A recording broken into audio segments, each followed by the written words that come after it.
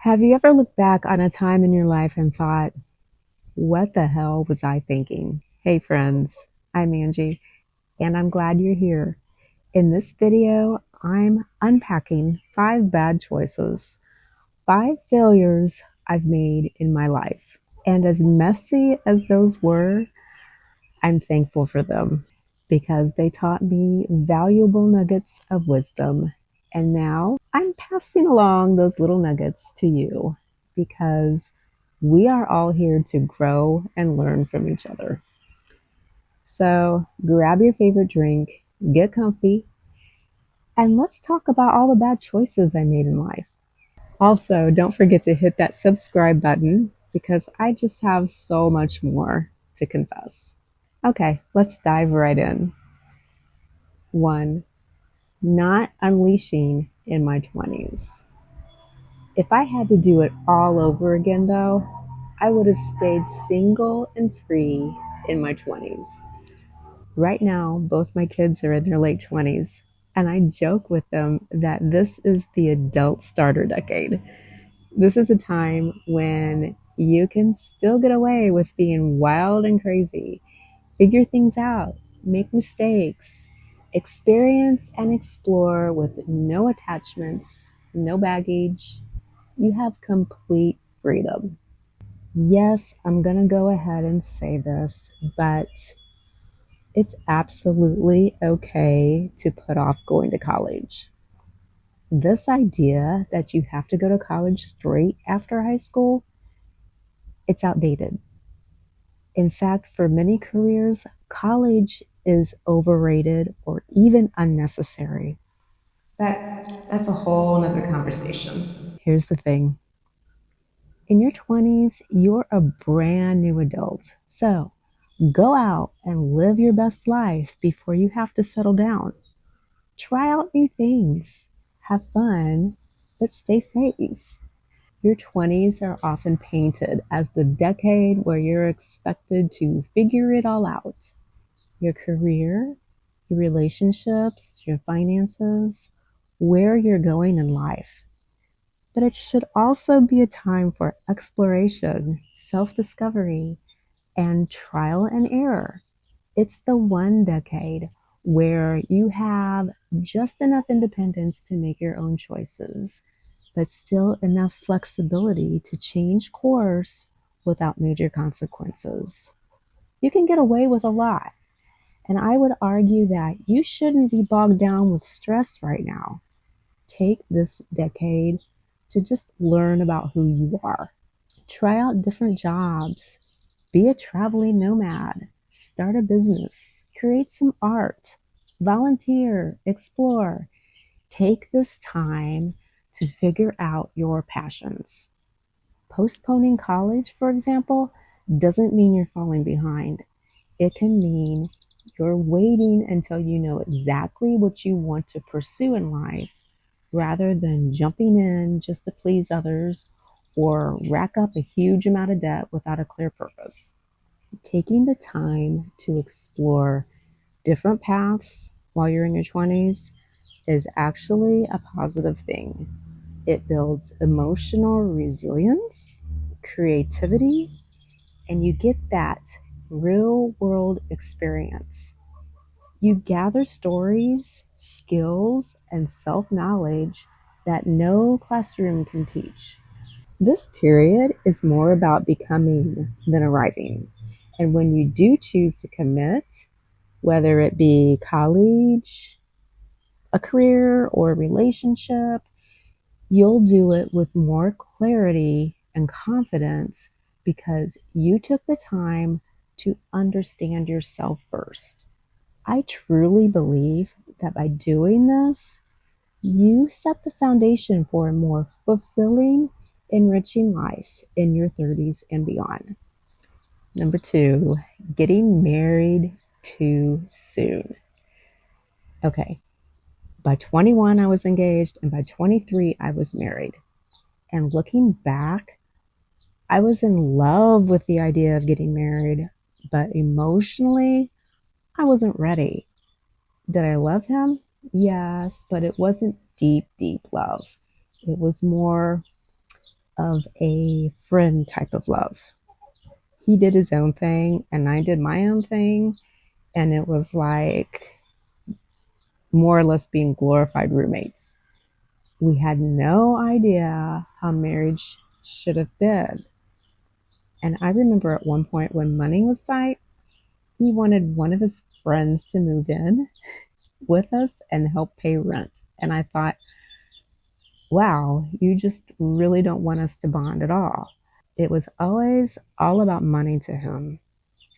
And over the years, he just became like increasingly controlling and emotionally abusive. And I remember I would do everything I could to make him happy, to please him, to agree with him, just to keep the peace, to even receive some shred of praise from him. And it never happened. He just criticized me for everything I did, even for spending too much time with the kids and not him.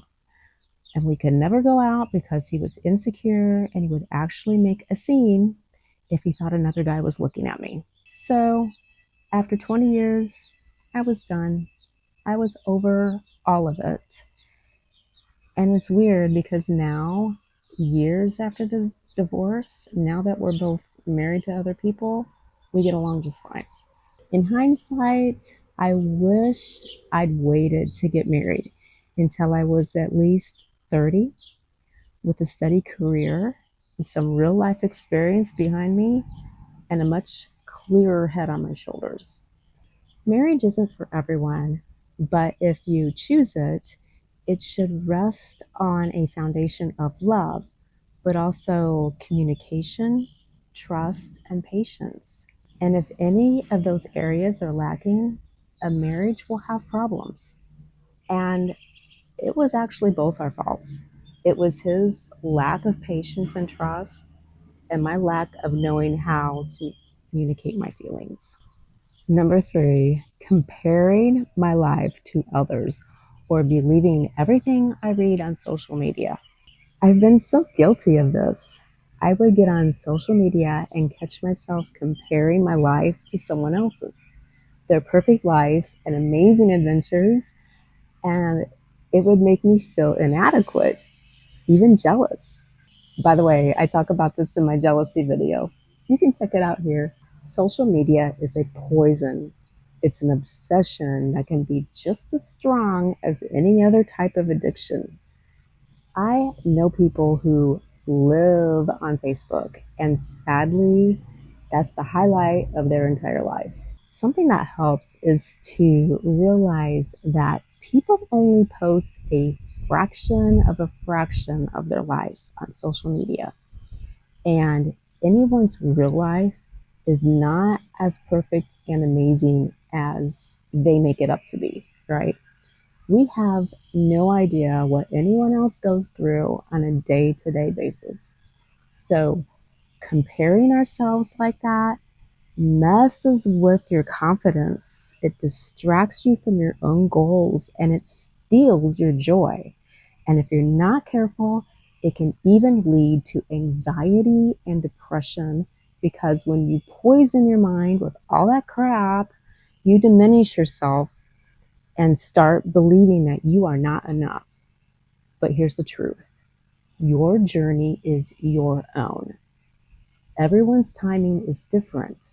There's a powerful quotation by John Acuff that says, "Don't compare your beginning to someone else's middle." Everyone is in a different season or phase in their life. Everyone's path is different than yours, and what's right for someone else might not be right for you. So if you find yourself being affected by other people's lives, it is time to disconnect. Just turn it all off and disappear for a while to focus on your own growth. I promise you, you will feel so much better about yourself. I am slowly detaching from social media. Now I am more focused on my other projects and with my work. And as they say, Ignorance is bliss. Number 4, dating the wrong men. After my divorce, I was in my early 40s, and for a hot minute, I felt like I was free as a bird for the first time in my adult life. So I went out, I had some fun. I went out with a few guys. It was nothing serious, but after a while, I was ready to have someone in my life again. Looking back and analyzing my actions, I think subconsciously I was attracted to fixer-uppers. I needed a project. I was looking for a guy who was broken that I could restore into the perfect man because I couldn't fix my marriage. Long story short, I got into a couple toxic relationships. The first one was an old schoolmate I reconnected with on, social media. And he seemed sweet. And he was like this, I don't know, soft landing when I needed it. He never married or had any kids. He was just an odd guy who was really into ghosts and the supernatural. And it was like a next level obsession to him. But he was also really funny and he made me laugh, which was something I hadn't done in a very long time. But after a while, I learned his humor was only cloaking some much deeper issues, which were too deep for me to fix, and things just got really weird. So I had to bolt. The next guy was the ex of a friend of mine we met years before. He wined and dined me at the most expensive restaurants. On our first date, he confessed to me that he was a recovering pill addict. So my heart went out to him, and I made it my mission to fix him, to be the best, most supportive girlfriend in the whole wide world. I would cure him of his addiction. I went to all his NA meetings with him.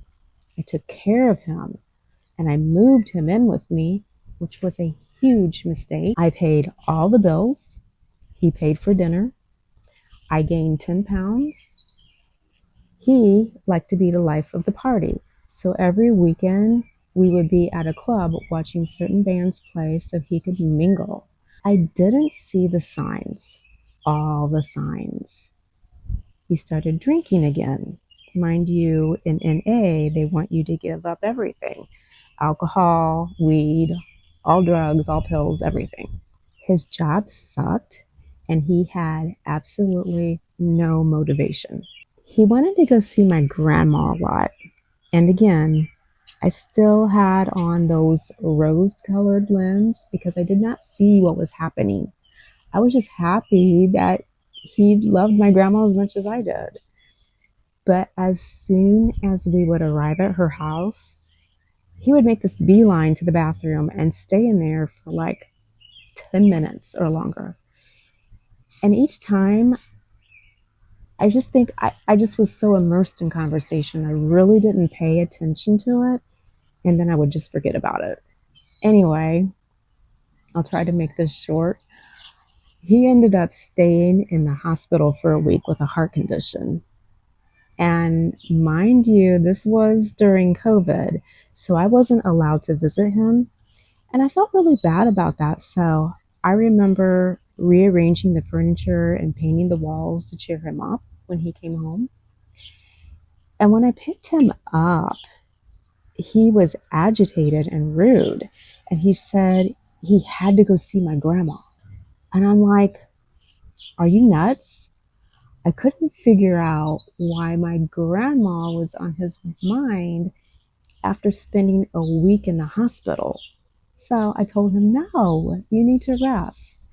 Then he said he had to pick up his meds and he disappeared. 45 minutes later, my grandma calls to tell me he was at her house. She's like 40 miles away. He arrived at her house unannounced and she asked him to leave. Come to find out, he was stealing pills from her this whole time. She finally told me this after he had been doing it for a year and a half. She said it was okay because he wasn't stealing what she needed. He was just taking my late grandpa's old pills and some extra pills that she had stashed away in the medicine cabinet. They were various opioids. And when she found out he was doing that, she hid them in her bedroom, but the bathroom door also goes into her bedroom. So he would sneak in there and find them in her dresser. He would go through her dresser drawers. And she never told me because she didn't want to cause any trouble between us. I couldn't kick him out fast enough. And now it's just really super cringy to think that I invested that much time into that person. It would have been different if, say, he would have bought pills off the street and then told me he had a problem. I would have been more compassionate, right? But to steal from my grandmother, nope. We're done. That was 5 years ago. And I'm now remarried to someone I thankfully don't have to fix. And I've happily blocked that other man all the way out of my life. 5. Not being alone longer. I regret rushing right into marriage when I became an adult. Like I said, I should have waited until I was at least 30 because I was not emotionally ready. I was still really, really new at figuring out life, and I needed to learn more about myself. But I got swept up in the idea that I had to get married and play house. So now that I'm married again, I can joke to my husband that if anything ever happens to him, I will never remarry. But really, I'm serious. I don't want to. Marriage is work. And even though I finally found the sweetest, most caring and compassionate guy in the world who tolerates my craziness and my wild ass ideas, I'm sorry, babe. You didn't know what you were getting into. I don't think I would have the energy to do it all over again with someone else. Nope. And don't get me wrong, I'm happy being married to someone who I see as my best friend. We respect each other's space and we enjoy each other's company. But heaven forbid if something would happen to him and he leaves this earth before I do, I will make the best out of the rest of my life solo. That does not mean lonely. If I want company or companionship, I will find it. And if I would ever find myself becoming close to someone again, I mean, I can't predict what will happen at that time, but it would probably be a relationship where we would keep our own separate homes.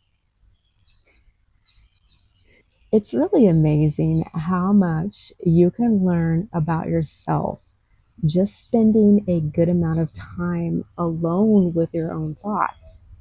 It's really liberating to become your own best friend and to be outside, connected with nature, because nature calms your spirit. Going forward, I want to live my life with no regrets. Being at this age now is a time where we can truly focus on what makes us happy. We can finally be selfish without apology. We can slow down and count our blessings. We can reflect on what led us to this point in our lives. We are experts at life and we can be mentors to those who are just starting out. Now that we are past the halfway mark, we can appreciate that each day is a gift. Thanks for joining me. I hope that if you're still young, these insights have inspired you on what not to do. And if you're closer to my age, I'm sure you've got lots of stories, right? Maybe take a moment to share your own stories or advice in the comments below. I would love to hear them. Until next time, take care. See you soon.